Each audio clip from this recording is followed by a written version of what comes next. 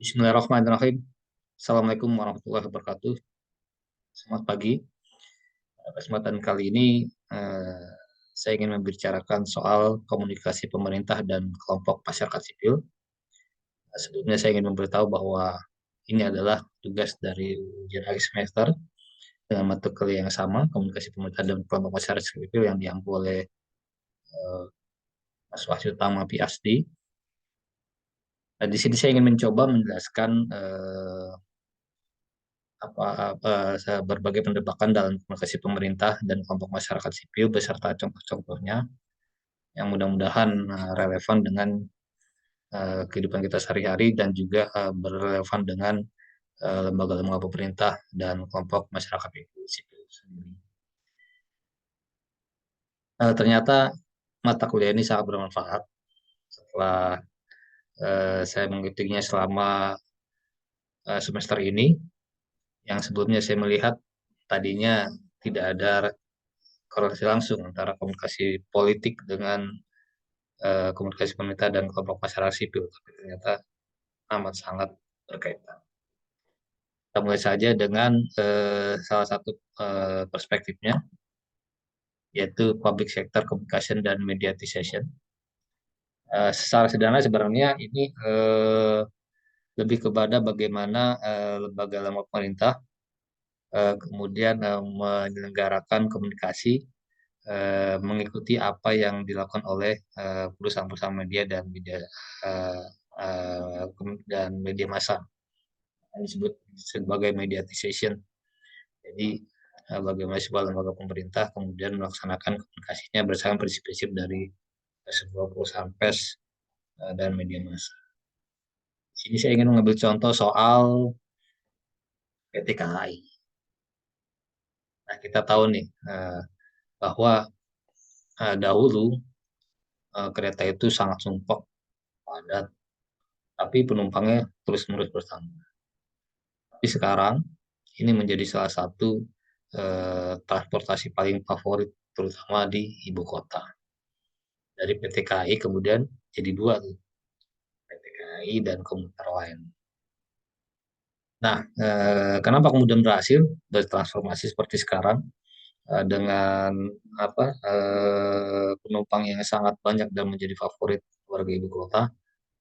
Karena dia menerapkan prinsip-prinsip komunikasi yang ada pelibatan publik.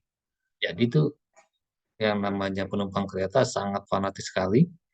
Mereka punya apa namanya kelompok-kelompok sosial sesama pengguna kereta. PT KAI melihat mereka harus punya hubungan dengan para pengguna kereta ini yang pertama. Yang kedua, mereka bertransformasi ketika eh, namanya membuka pelayanan publik seperti web, kemudian aplikasi. Sampai sekarang aplikasi dari PT KAI dan komuter lain termasuk aplikasi yang sangat mudah digunakan dan banyak sekali penggunanya. Setiap keluhan yang ada di media sosial cepat ditanggapi oleh PT KAI maupun komuter lain. Sehingga kemudian ini membentuk keterikatan, ada semacam eh, apa namanya input dari para pengguna yang langsung direspon saat itu oleh PT KAI dan komuter lain. Dan kita tahu saat ini bagaimana PT KAI dan komuter lain sangat responsif dan friendly terhadap media massa. Jadi keputusan-keputusan yang diambil oleh PT KAI dan komuter lain itu cepat. Nah, dan ini merupakan salah satu aplikasi dari mediasi. Jadi tidak ada birokrasi kembali. Sangat mudah kita mencari informasi dari perusahaan ini, baik melalui para pegawai di bidang media maupun pimpinan perusahaannya. Nah, ada tiga hal yang tadi saya sebutkan. Mereka responsif, ada pelibatan publik, terus membentuk komunitas pengguna kereta api dan penggunaan aplikasi secara meluas. Dan kita tahu sekarang ini menjadi salah satu transformasi publik yang paling diminati oleh warga ibu kota dan bisa jadi akan makin meninggi di kota-kota lainnya selain Jabodetabek. Itu contoh yang pertama dari keberhasilan dari public sector communication dan mediatization yang diselenggarakan oleh BUMN dan juga private. Kemudian akhirnya jadi anak perusahaan dari PTKI, jadi setengah private juga, setengah menjalankan sektor. Itu contoh yang pertama. Yang kedua, saya ingin mengambil konsep high reliability organization. Nah, ini secara sederhana sebenarnya bagaimana sebuah organisasi menanggapi situasi krisis yang kemudian situasi krisis itu dijadikan banyak pelajaran dan tidak membuat organisasi itu kolaps, tapi malah kemudian membenahi diri dan mampu bangkit dan berkembang kembali. Saya ambil contoh kali ini dengan PSSI. Apa PSSI? Kita tahu bahwa sejak tragedi Kanjuruhan, citra PSSI itu sangat buruk. Orang meninggal, kemudian dikecam tidak hanya Indonesia, tetapi di seluruh dunia menganggap PSSI tidak becus menangani sebuah event pertandingan lokal yang kemudian melibatkan apa di situ persoalan keamanan dan sebagainya. Ini sudah berlanjut ke. Nah, dari tragedi Kanjuran itu kemudian berujung kepada suksesi di PSSI sendiri. Ada ketua umum baru Pak Erick Thohir. Kemampuan ISRO dari PSSI ini sangat mengagumkan menurut saya. Karena tidak berapa lama dia sudah bisa membalikkan keadaan dari yang tadi yang hampir terpuruk menjadi pahlawan kembali. Gimana ceritanya? Ya, PSSI U20 menjadi juara SEA Games. Ya kan? Padahal belum lama PSSI, mohon maaf, FIFA membatalkan pelaksanaan Piala Dunia U20 Indonesia. Tapi nggak lama dia jadi juara SEA Games. Dan itu sangat mengangkat sekali image PSSI. Padahal yang namanya juara SEA Games cuma satu medali. Tapi sepak bola punya kebanggaan tersendiri bagi Indonesia. Itu terangkat tuh, terangkat. Nah, berita terbaru, Indonesia kembali menjadi tuan rumah Piala Dunia U17. Orang mulai melupakan bagaimana tragedi kejuaraan dan bagaimana kegagalan Indonesia menjadi tuan rumah Piala Dunia U20. Ini saya melihat sebagai sebuah antisipasi yang cepat, responsif dari PSSI. Saya sangat terpuruk, kemudian membalikkan keadaan, memanfaatkan momentum, dan sekarang eh, apa namanya, citra PSSI naik kembali. Walaupun terakhir Indonesia berhasil mendatangkan Argentina dan kalah, tapi itu tidak mengapa. Orang sudah lupa tragedi Kanjuruhan dan kegagalan menjadi tuan rumah Piala Dunia U20. Itu yang kedua yang saya ingin berikan contoh. Yang berikutnya, saya mengambil public sector communication and social media. Nah, kalau kita klik media sosial saat ini, terutama media sosial dari BUMN sangat banyak berubah dibandingkan beberapa tahun lalu. Ada kata-kata baru, akhlak. Nah, ini jargon dari eh, image BUMN. Nah, yang saya ingin mencermati bagaimana sebuah BUMN yang tadinya sangat ketat, sangat tertutup, kemudian mereka melakukan branding di media sosial dengan amat sangat masif. Mereka bikin status hampir tiap hari di media-media baru seperti Instagram, Twitter, YouTube, konten-konten YouTube. Sebelumnya jarang ada BUMN melakukan hal sedemikian. Seperti apa Pertamina, bank-bank BUMN, Mandiri, BNI, juga PLN dan IPTN.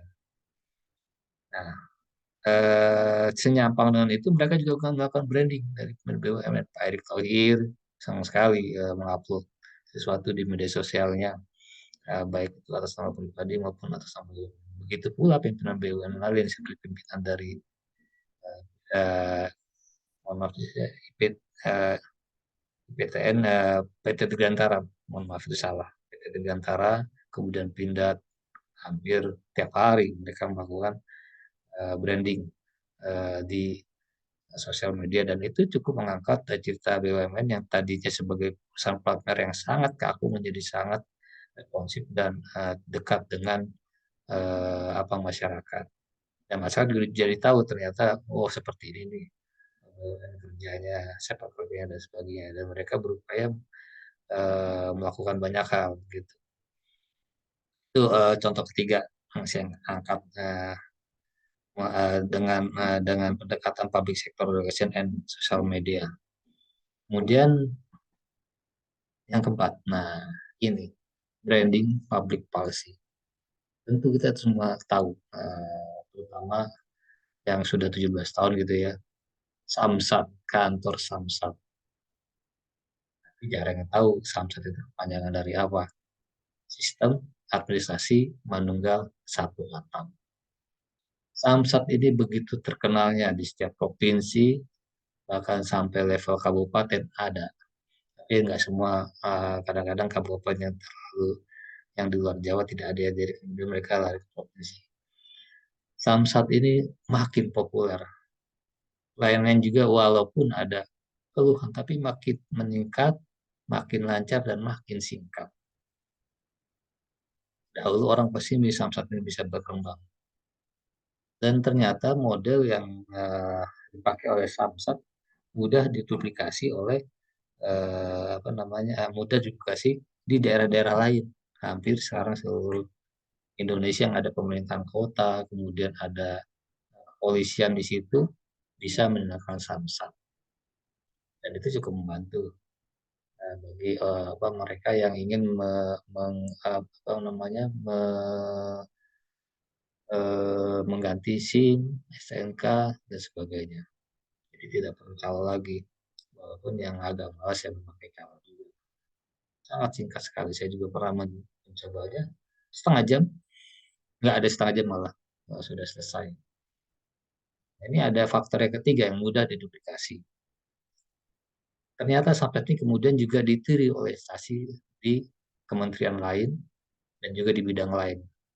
Kita mengenal one window policy dari Kementerian Keuangan. Itu berkembang di pelabuhan-pelabuhan dan bandara. Juga ada apa namanya sistem satu pintu di kepabeanan.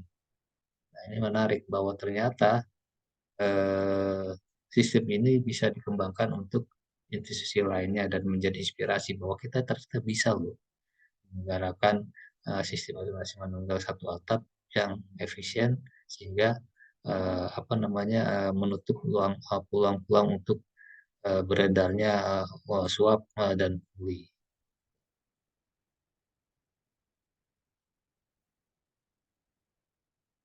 Nah, tadi apa namanya kebijakan sektor publik yang dilakukan oleh apa lembaga-lembaga negara. Nah, yang ini adalah Public Sector Communication and NGO. Di sini saya mengambil contoh ILO. ILO itu International Labour Organization. Kenapa saya ambil contoh ini? ILO termasuk salah satu organisasi internasional yang berhasil menyelenggarakan public sector communication, komunikasi di sektor publik. Ketika kita apa namanya mendengar penetapan upah minimum provinsi, upah minimum kabupaten, di situ secara nggak langsung ada peran ILO. Apa saya bisa katakan demikian? ILO punya hubungan dekat dengan Kemenaker, dan ketika apa namanya dalam bulan-bulan penentuan upah itu, secara tidak langsung ILO menjalin komunikasi dengan kementerian-kementerian tenaga kerja, bagaimana upah yang apa yang sepadan dengan pekerja, dan juga mereka punya hubungan yang baik dengan serikat pekerja itu sendiri. Nah, ini menguntungkan ILO. Bagaimana dengan tanpa melakukan ujuk rasa besar-besaran, mereka berperan serta untuk memastikan bahwa pekerja-pekerja Indonesia itu memenuhi standar nasional yang uh, ya, yang sudah ditetapkan oleh International Labour Organization dan negara-negara yang lainnya. Karena memang ini ILO harus menggunakan lobby-lobby uh, apa namanya, kok saya lupa, insider, outsider, lobby-lobby yang dekat pemerintahan dan yang di luar pemerintahan. Nah, di sini insider dari ILO sangat berhasil untuk menelurkan kebijakan-kebijakan yang pro buruh dan yang pro buruh tanpa kemudian melukai industri. Ada satu singkatan yang kemudian kita lihat di mana-mana, K3, keselamatan, eh, kesehatan dan keselamatan kerja. Jargon itu sih kita apa namanya, kita temui di berbagai pabrik, berbagai industri. Orang sudah paham ini. Itu adalah berkat upaya dari lobby-lobby yang dilakukan oleh ILO. Bagaimana semua perusahaan-perusahaan Indonesia harus memenuhi ketentuan K3. Jika tidak, anu dan ILO berhasil meyakinkan bahwa K3 itu sebenarnya bukan tuntutan buruh saja, tapi juga merupakan kepentingan dari perusahaan agar perusahaannya tetap berkembang dengan mengutamakan keselamatan dan kesehatan di tempat kerja masing-masing. Itu berhasil saya lihat sejauh ini. Nah, sebenarnya ILO ini juga melakukan apa yang disebut dengan upstream communication. Jadi selain public sector juga mereka melakukan upstream, juga mereka mempengaruhi para pembuat kebijakan, termasuk di dalamnya adalah para pimpinan-pimpinan media. Mereka sering melakukan pertemuan, sharing pendapat dan sebagainya untuk mencerap, kemudian juga untuk apa namanya, memasarkan ide-ide baru mereka. Saya jadi teringat beberapa waktu lalu kita dan ILO membuat buku panduan K3 bagi perusahaan jurnalis, dan itu alhamdulillah dipakai oleh perusahaan oleh organisasi-organisasi jurnalis dan juga eh, apa namanya, perusahaan di media televisi. Itu juga salah satu upaya dari ILO secara tidak langsung bagaimana menyebarkan K3 itu eh, apa namanya, tidak hanya di perusahaan seperti manufaktur tapi juga di perusahaan media, dan itu sebelumnya tidak dikenal. Jadi kami apa namanya, cukup senang menjadi bagian dari upaya memasarkan K3 di kalangan jurnalis. Nah, itu 5 contoh nyata bagaimana kemudian prinsip-prinsip dari komunikasi pemerintah dan sektor bagaimana pemerintah dan apa namanya, lembaga swadaya masyarakat menjalankan komunikasinya sehingga lebih efektif. Seperti saya sebutkan di awal tadi, awalnya saya ragu bahwa mata kuliah ini bagaimana, apa hubungannya dengan komunikasi politik, dan ternyata sangat bermanfaat. Dengan apa, mempelajari mata kuliah ini, kita jadi paham bahwa pemerintah, lembaga sektor publik dan LSM eh, ternyata sangat penting sekali untuk memahami komunikasi. Jadi mereka harus belajar bahwa bagaimana cara berkomunikasi sehingga membuat tujuan organisasi mereka lebih mudah tercapai. Dengan mengetahui prinsip-prinsip berkomunikasi, jadi mereka mengembangkan juga prinsip-prinsip keterbukaan dan transparansi. Dengan membuat keterbukaan dan transparansi, membuat organisasi mereka malah lebih profesional dan lebih adaptif terhadap perkembangan zaman. Mereka pakai aplikasi, mereka kemudian juga menjalin lobby di pemerintahan dan sebagainya. Dan itu sangat bermanfaat dan mempercepat pencapaian tujuan organisasi. Dan bagi organisasi sektor publik dan pemerintah, ini jadi mempercepat majunya proses demokrasi. Tentu kita semua memahami bahwa proses demokrasi yang lebih cepat itu membuat masyarakat kita mudah-mudahan lebih baik, lebih makmur, lebih sejahtera, dan lebih berkeadilan. Dan itu membuat saya semakin paham bahwa Muhammad Tokoh ini ternyata benar-benar bermanfaat bagi kita semua, bagi para jurnalis, bagi para apa namanya, pekerja di sektor swasta dan lebih benar lagi bagi yang mereka yang berkecimpung di pemerintahan, di LSM, dan juga di lembaga-lembaga yang berkaitan dengan sektor publik. Itu saja penjelasan, pemahaman dari saya terhadap mata kuliah ini dan saya terima kasih sekali kepada Mas Wahid yang sudah mengajarkan prinsip-prinsip dari mata kuliah ini, juga pandangan-pandangan dan perspektif yang membuka wawasan saya dan teman-teman atas komunikasi pemerintah dan kelompok masyarakat sipil. Terima kasih dari saya. Assalamualaikum warahmatullahi wabarakatuh.